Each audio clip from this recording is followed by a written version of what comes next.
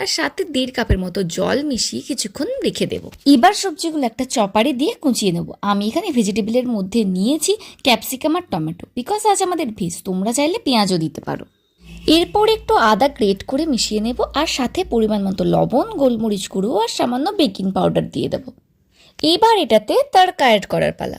অল্প তেলে সর্ষে, জিরে, কাঁচা লঙ্কা ও কারি পাতা ফোড়ন দিয়ে ভালোভাবে ভেজে নেব। ভেজে নিয়ে সুজির ওই মিক্সচারটাতে অ্যাড করে দেব। এরপর ভালোভাবে মিশিয়ে নিয়ে কিছুক্ষণ রেখে দেব। ততক্ষণে দইয়ের চাটনিটা বানিয়ে নিই। দইয়ের মধ্যে সেম ফোড়ন দিয়ে অল্প লবণ মিশিয়ে নিলেই চাটনি রেডি। তোমাদের যদি ইডলি মেকার না থাকে তাহলে আমার মতো এমন ছোট ছোট বাটিতে হালকা তেল ব্রাশ করে মিক্সচারটা দিয়ে ভালোভাবে ভাপে সেদ্ধ করে নিতে হবে। এবার ঠান্ডা হয়ে গেলেই বাটি থেকে বের করে নিলেই রেডি হেলদি ভেজিটেবল ইডলি, কোনো রকম ইডলি মেকার ছাড়াই। খেতে যেমন টেস্টি তেমনই খুবই স্বাস্থ্যকর।